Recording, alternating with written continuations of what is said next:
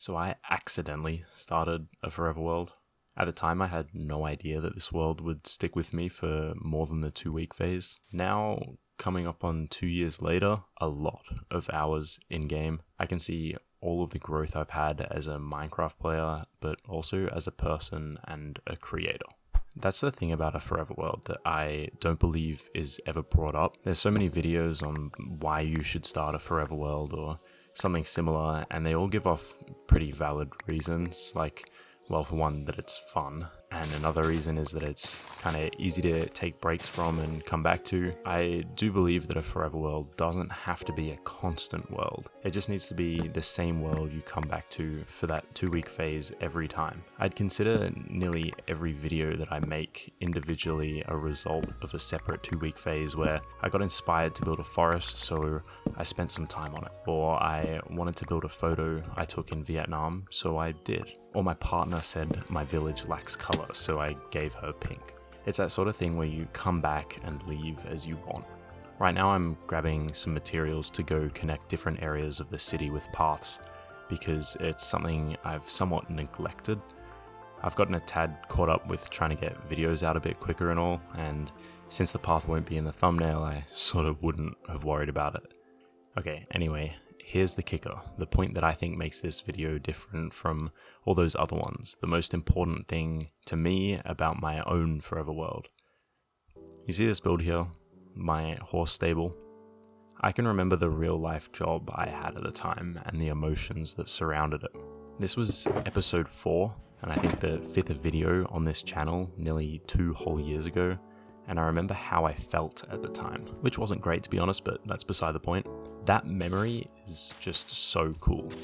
It's cool because it's not very often that I remember stuff unless prompted, but I can have attachments to weird things that just bring back memories.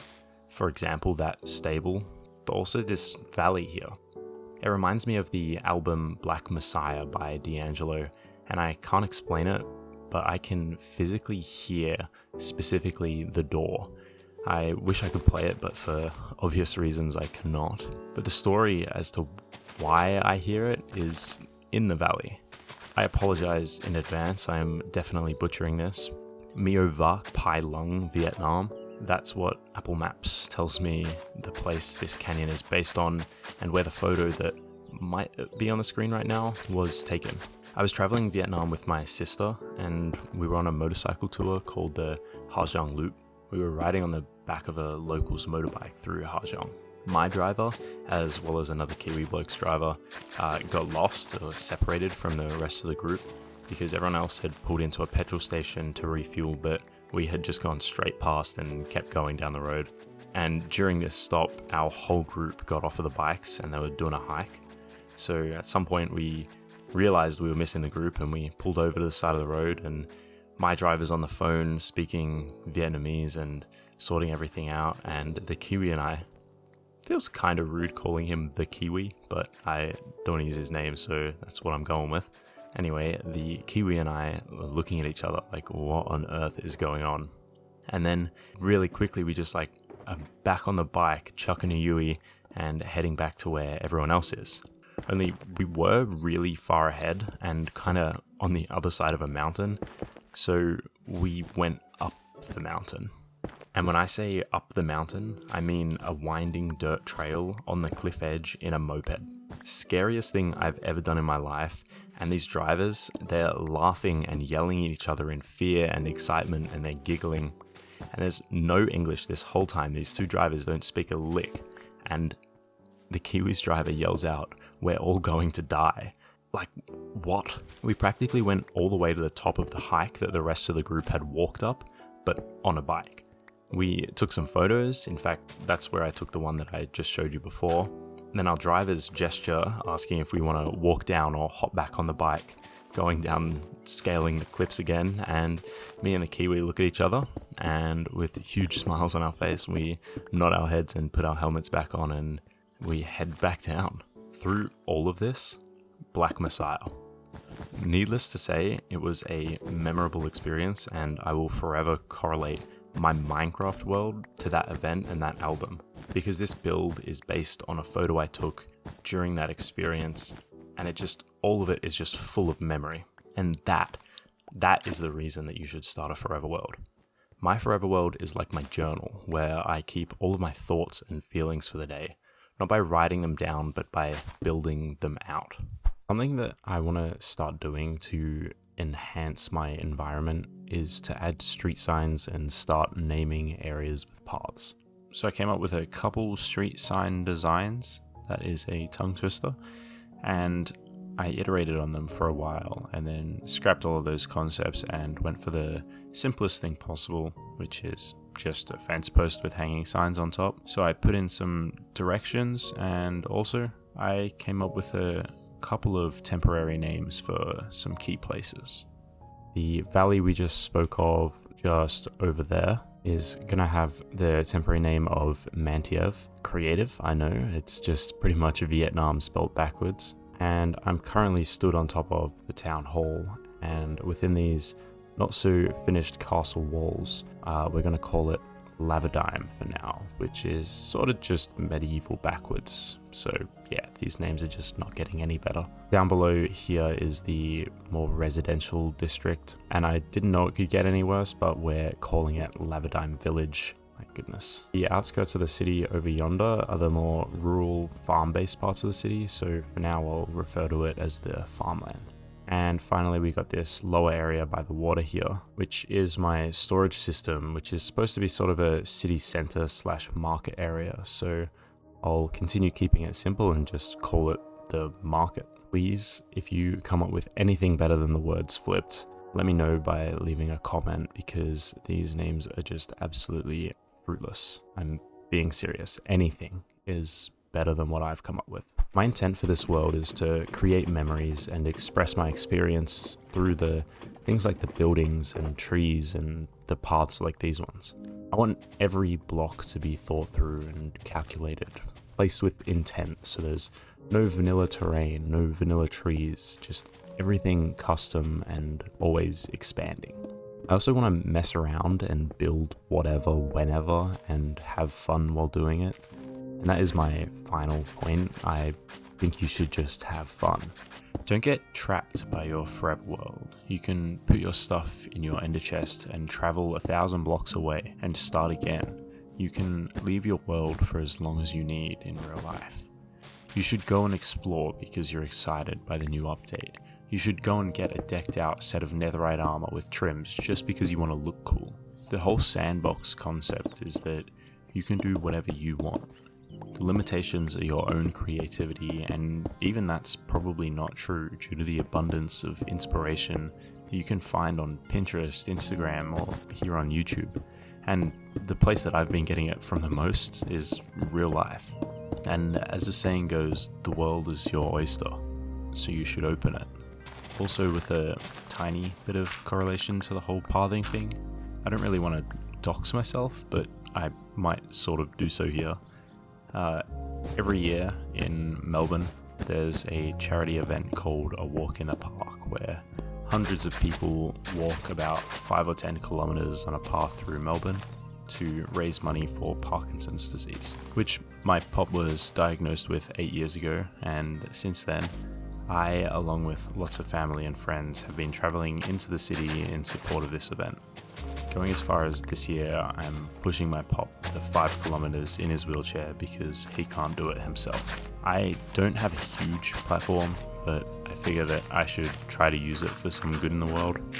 So if you are interested and can, and only if you can, afford to donate, check the link in the description below, and just know that absolutely anything is greatly appreciated. Thank you. And getting back on the pathing, this sort of thing is really powerful for world building. I feel more connected to these builds and like they belong more. I think that adding these paths in does wonders in pushing my creativity as I find more and more spots for different builds and places that I can expand. I tried to build these paths with the future in mind. I completely eyeballed it, but they are supposed to be in a sort of position that sets up kind of plots for me to build on in the future. Like I could expand the village that I've already forgotten the name of. I think it's just Lavadime Village, but yeah, I can expand the village down into the area where the path meets there and add into those sort of openings that I've created. And I think that that's why pathing is really important in your world. It just can open your eyes to new spots. It creates these sight lines, these views that you can see where you're creating these snapshot images. As you walk down this path, you're seeing the builds and the trees and just all the bits and pieces that are combining to create this really nice atmosphere. So these signs are now put up all around and they're pretty labeled. They're kind of janky because like the directions aren't amazing, but I don't think it matters too much. That was the first one I put up, and then I came over here, and this path over here leads to our villager tavern. And this is sort of where the jank starts because it's like not really pointing in the right directions. It doesn't really matter.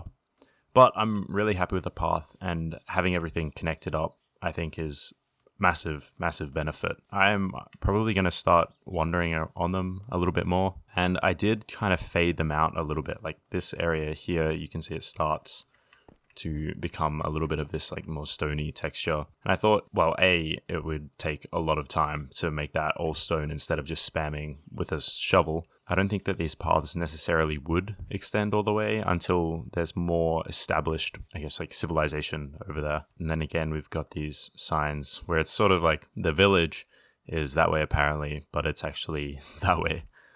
So it's a little bit jank, but it'll be fine. But slowly as I start getting more put in, and I mean, areas like this are no longer floating with these hazardous mob spawners underneath, the more I expand out, the more I'll fill this path in and make it look a little bit more established. Like it also fades from being this 5 wide, very large path into a little bit thinner and then into the actual path blocks. I also transitioned from clay, concrete powder, diorite, and wool into just cobble, wool, and diorite because farming clay absolutely sucks and I'm lazy, so I didn't want to do that again. I need slabs here. I didn't even notice that. Oh well, I'll fix that eventually. But I think we're slowly getting everything a little bit more like joined together. I still need to fix this terrain around here. I think that it's nice and it's smooth, but it needs a little bit more to it because it's very plain right now, just straight up moss. Needs some grass and maybe some more rocks like these ones just like sticking out, because this is based on Vietnam and that's kind of how their mountains are. It's very green, lots of lush bushes and trees on the sides of cliffs, but there's also a lot of these like black rocks that are sticking out, usually in like the more, what's it called, the trough of the valley, because they will crumble down and fall in. And then I did that same sort of thing where it transitions over here. It is quite janky, like that is not the most ideal, doesn't look amazing, but I think it's the sort of thing that when I'm actually building around here, I can fix that and make it look much better. And then we have another sign here. That poor horse probably cannot escape from there. Oh well. And then we start transitioning into the path blocks. And I do just really like how it opens up, and now I have these spots where I could build like a little, I don't know, like lumber mill here where I've got the river working and have a water wheel, and there's just like a nice spot for it. And without this path, then it would be a bit random for me to build here. But now that I've connected everything, there's like, I just add a little bit more pathing around here and then bang, we can have a build there. And I tried to make the path make sense. Like it splits between these two kind of like peaks here, and I quite liked how that works. And I tried to do that as much as I could. And as we're coming through here, I tried to stick kind of away from this wall a little bit so that I could have builds up against it, because it's not the greatest terraforming. So hiding it a little bit behind builds would make a lot of sense. And then I tried to kind of curve this around because I wanted to split sort of through the middle of this more flat area. I have more space for builds around here and on this side here as well, which what builds I want here, I don't know. This nether portal, I'm thinking of moving into this church. I think that would be quite cool, or cathedral, whatever it's called. And then I think there's this sign here. Ignore the iron golems. And then Mantiev is that way down this path, but then the village is way up this path. So the back of this sign says different things. And I kind of did do the signs on both sides sometimes, but only when it made sense. And then the last sign is kind of up this path here, which I think also needs a bit of an upgrade. But I think that the paths being simple at first makes sense. It will evolve into something a little bit better. This area, this does not seem grand enough for like the castle entrance. So I might need to like terraform out a little bit and then have a nice staircase down, probably around this way. I might extend this bit up here, but there's just a lot of potential for growth. And I think that that's how I need to build. I need to not try to create the finished product straight away, not be scared to tear down some things that I've already built. And I think that starts with the paths. I'm probably, my next video, maybe, I want to fix this market area down here, and maybe even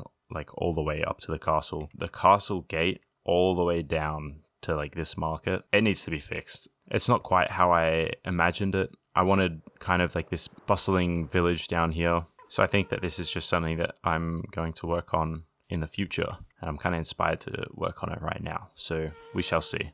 So that's kind of it, my main points. I think that you should have fun and try to draw on your own experiences to inspire what you build, because that way, when you're playing, you're reminded all the time of those experiences and the good times or bad, and it just feels nice. I do hope that I inspired you to make a forever world or continue on with the world that you already have, and I hope you enjoyed the video. If you did, consider liking and subscribing. It goes a very long way for a small channel like mine. I just hit 1,000 subscribers not too long ago as of recording this. So thank you guys so much for watching and subscribing. I really, really appreciate the support, and I'm really excited about the community that we're building and where things are headed. So as always, thanks for watching. Bye-bye.